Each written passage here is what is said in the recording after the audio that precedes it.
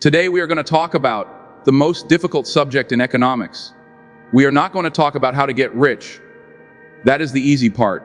We are going to talk about how to not be poor. That is the hard part. Most people think poverty is a lack of money. They are wrong. Poverty is not a number in a bank account. Poverty is a gravitational force. It is a trap. It is a closed-loop system designed to keep you inside spinning your wheels until you run out of energy and die. I call this the physics of poverty. If you want to understand why you are stuck, you have to understand rocket science. When a rocket tries to leave the Earth, it fights against gravity. To reach orbit, must hit a specific speed. We call this escape velocity. If the rocket uses 99% of the fuel required, but does not hit that specific speed, do you know what happens? It does not get 99% of the way to the moon. It falls back to Earth and it crashes. This is exactly what happens to the working class. You work hard, you save a little bit of money, you try to climb out of the hole, you get halfway up the wall, and then something happens. Your car breaks down, you get sick, the rent goes up, gravity kicks in, and because you did not reach escape velocity, you fall all the way back to the bottom. Actually, you fall lower than before because now you are discouraged. Now you are tired. Now you have less fuel. This is why working a little bit harder does not work. In the physics of poverty, linear effort produces zero results. You need exponential effort to break the gravitational pull. You need to understand that the system is rigged against you. Not because of a conspiracy, but because of mathematics. Poverty is expensive. When you are poor, everything costs more. You cannot buy in bulk, so you pay a higher unit price for food. You cannot afford good boots, so you buy cheap boots that break every year. You cannot afford a good dentist, so you wait until the tooth rots, and you have to pay for a root canal. This is called the Bimes-Boots theory of socioeconomic unfairness. The system charges you a penalty for being poor. It charges you late fees. It charges you overdraft fees. It charges you high interest rates because you are a risk. So you are running a race with a heavy backpack while the rich are running with the wind at their backs. And here is the most dangerous part. Poverty is not just external. It is internal. When you are in this trap for too long, it changes your brain and it rewires your neural pathways. It puts you in a state of constant fight or flight. Your IQ literally drops. You stop planning for 10 years from now and you start worrying about 10 minutes from now. You become reactive, not proactive. This is the poverty loop. Low income leads to stress. Stress leads to bad decisions. Bad decisions lead to no assets. No assets lead to low income. Round and round it goes. A perfect vicious circle. The laws of physics can be broken if you have enough force. In this video, we are going to reverse engineer this trap. We are going to look at the 5 specific chains that are holding you down. We are going to talk about the scarcity tax that drains your brain. We are going to talk about the dopamine trap that steals your cash. We are going to talk about the linear income trap that wastes your time. And finally, I am going to show you how to build your own engine. How to generate the escape velocity needed to leave the atmosphere of poverty forever. Once you break orbit, everything changes. The friction disappears. The silence comes and you can finally fly. But first, we have to survive the launch. Let's begin the countdown. Let us enter the first loop. I call this the scarcity tax. Most people think that if you give a poor person money, their problems are solved. But if you give a lottery winner millions of dollars, they are often broke again within 3 years. Because poverty is not just a lack of cash. It is a lack of cognitive bandwidth. There was a famous study done by Sandhill Mullainathan at Harvard. He found that when your mind is consumed by financial stress, when you are worrying about how to pay the rent or how to fix the car, your effective IQ drops by 13 points. 13 points. That is the same effect as going without sleep for 24 hours or being a functional alcoholic. This means that when you are poor, you are literally operating with a damaged processor. You are trying to solve complex long-term problems with a brain that is in survival mode. You cannot see the future because you are too busy fighting the present. This is the scarcity trap. When you have limited bandwidth, you make bad decisions.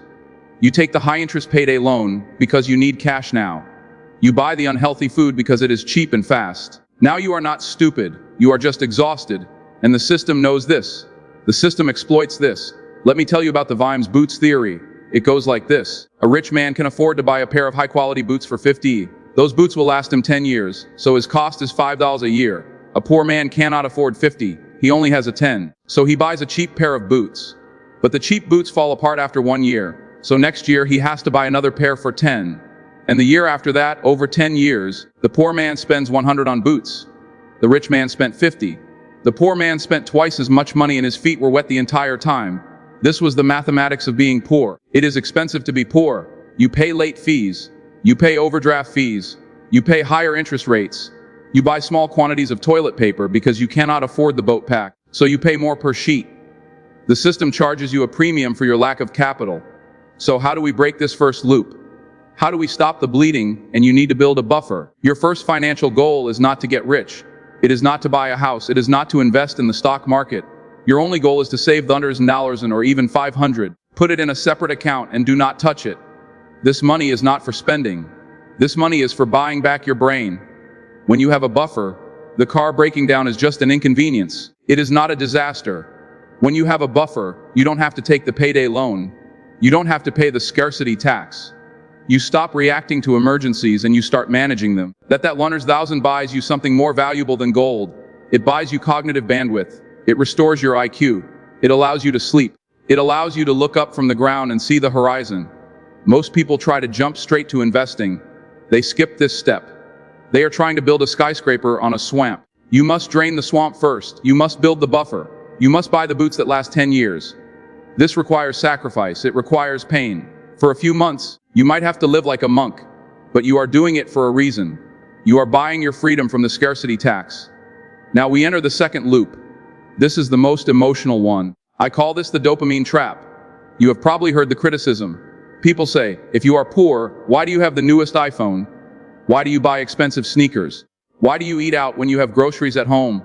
It is easy to judge from the outside. But let us look at the biology. When you are trapped in the poverty loop, your life is painful. Your cortisol levels, the stress hormone, are constantly high. You feel small. You feel invisible. Your brain is screaming for relief. It is screaming for a win. So when you walk into a store and buy that new pair of shoes or that branded handbag, your brain releases a hit of dopamine. For a few minutes, the pain goes away. For a few minutes, you feel successful. You feel like you matter.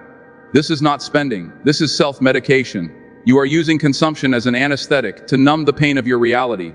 But here is the trap. The relief is temporary, but the debt is permanent. The dopamine fades in 20 minutes. The credit card bill lasts for 20 years. This is the fundamental difference between how the rich and the poor view money. The poor see money as a way to buy pleasure. The rich see money as a way to buy freedom. When a poor person gets 500, they think, what can I buy with this? When a rich person gets 500, they think, how can I invest this? We call this assets versus liabilities. An asset puts money in your pocket. A liability takes money out of your pocket. If you buy a designer purse, that is a liability. It loses value the moment you walk out of the store. If you buy a share of stock, that is an asset. It works for you while you sleep. Most people in the low-income trap are drowning in liabilities. They have the nice car, the nice clothes, the subscriptions, the gadgets. They look rich, but they are bleeding wealth every single day. They are feeding the dopamine monster, but starving their future. So, how do we break this loop? How do we detox? You need to enter monk mode. This is a period of radical elimination. It is not forever. It is a temporary reset for your brain's reward system. For the next 6 months, you cut everything. You cancel Netflix. You stop eating out. You stop buying clothes. You drink water instead of soda. You walk instead of taking Uber. You strip your life down to the bare essentials: food, shelter, and basic transport. It will be boring. It will be hard. Your friends might laugh at you. But you have to tell yourself, I am not poor. I am in training. When you stop getting your dopamine from spending money, your brain will start to rewire itself. You will start to find pleasure in seeing your bank account grow. You will start to get high on saving. And that is a different kind of dopamine. That is the dopamine of control. Once you realize that you do not need the new phone to be happy, you become dangerous. You become free because the system can no longer manipulate you with shiny objects. You have broken the addiction. Now we enter the third loop. This is the one that keeps you tired. I call this the linear income trap. Most people are taught a simple equation for life. Time equals money. If you want more money, you have to work more hours. You get a second job, you work overtime, you drive Uber on the weekends. But there is a fatal flaw in this equation. Time is finite. You only have 24 hours in a day and you have to sleep. This means your income is mathematically capped. There is a ceiling you can ever break through no matter how hard you work. But your expenses are not capped. This brings us to the silent killer of the working class: inflation. Inflation is a tax that is levied on people who sell their time. When the government prints money, prices go up. The price of bread goes up, the price of gas goes up. But do your wages go up? Not immediately. Wages are what economists call sticky. Your boss waits a year, maybe two, before giving you a 3% raise. But by then inflation has already eaten 8% of your purchasing power. You are running up a down escalator and the escalator is moving faster than you can run. So you work harder, you sell more hours, you miss your kid's birthday, you ruin your health, and at the end of the year you are actually poorer than when you started. This is the definition of insanity. You cannot win a rigged game by playing by the rules. You have to change the game. You have to stop selling time and start selling value. How do you do this? You build a skill stack. Most people try to be the best at one thing. They want to be the best accountant or the best graphic designer. That is hard. That is crowded. The secret is to be pretty good at 2 or 3 unrelated skills and combine them. Scott Adams, the creator of Dilbert, was not the best artist. He was not the funniest writer, and he was not the most experienced businessman. But he was good at all 3. And when he stacked them, he became unique. He became exponential. If you are a low-income worker, do not just go get a second job flipping burgers. That is just more linear income. Use your monk mode time to learn a second skill. If you are a construction worker, learn sales. Now you are not just a laborer. You are a contractor who can close deals. If you are a waiter, learn copywriting. Now you are not just carrying food. You are designing menus that sell high-margin items. You must become a double threat. When you stack skills, you detach your income from your hours. You become harder to replace. You become an asset, not a commodity. The market pays for rarity. It does not pay for effort. If you can be replaced by a teenager or a robot in a week, you will always be poor. You must build a moat around your income, and that moat is your skill stack. Now we enter the 4th loop. This is the hardest chain to break. I call this the social gravity. There is a famous saying, you are the average of the 5 people you spend the most time with. If your 5 best friends are broke, you will be the 6th. If your 5 best friends are constantly complaining about the economy, you will be the 6th. If your 5 best friends have no ambition, you will be the 6th. Why? Because human beings are mimicking machines. We have something in our brains called mirror neurons. We subconsciously copy the behavior, the language, and the mindset of the tribe around us. If you are trying to escape poverty, but you are surrounded by people who have accepted poverty, you are fighting a losing battle. This brings us back to the crab bucket effect. If you put 1 crab in a bucket, it can crawl out. But if you put 10 crabs in a bucket and one tries to escape, the other 9 will grab its legs and pull it back down. They do not do this because they are evil. They do this because your success makes them feel unsafe. Your escape highlights their imprisonment. When you start your monk mode, when you start saving money, when you start learning new skills, your old friends will notice and they will not applaud you. They will attack you. They will say, "Why are you working so hard? Relax." They will say, "You think you are better than us." They will say, "The game is rigged. Why bother?" This is the sound of social gravity. It is the sound of the crabs pulling you back. If you listen to them, you stay in the bucket. You must understand that poverty is often a culture. It is a shared story of victimhood. The government is bad. The rich are evil. I have bad luck. This story is comforting. It absolves you of responsibility, but it keeps you poor. So, how do you break this loop? You must practice ruthless isolation. I'm not saying you have to be mean to your family or your childhood friends, but you have to protect your mind. You cannot afford to spend 3 hours a day listening to someone complain about their life. That is poison. You need to find a new tribe. Now you might say, "But Warren, I am poor. Rich people do not want to hang out with me." That is true. You cannot just walk into a country club. But you live in the age of the internet. You can find virtual mentors. You can spend your time with Charlie Munger. You can spend your time with Einstein. You can spend your time with the greatest minds in history. Read their books. Watch their interviews. Listen to their podcasts. Let their voices drown out the noise of your environment. When you read a biography of a billionaire, you are downloading their operating system into your brain. You are hacking your mirror neurons.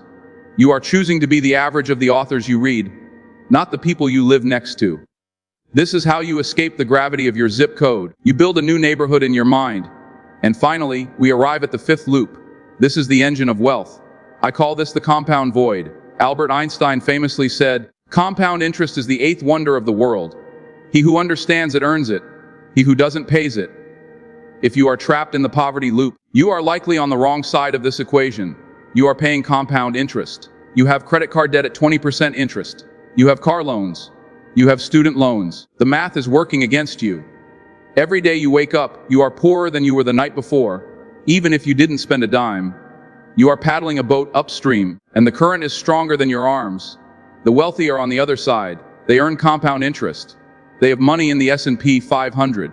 They have real estate. They have businesses. Every day they wake up, they are richer than the night before, even if they slept all day. This is the snowball effect. If you want to escape low income, you must stop being the person who pays interest and start being the person who earns it. You must cross the line. How do you do this? You need to follow the 3 stages of escape. Stage 1, survival. This is where you stop the bleeding. You cut your expenses to the bone. You use your monk mode savings to pay off your high interest debt.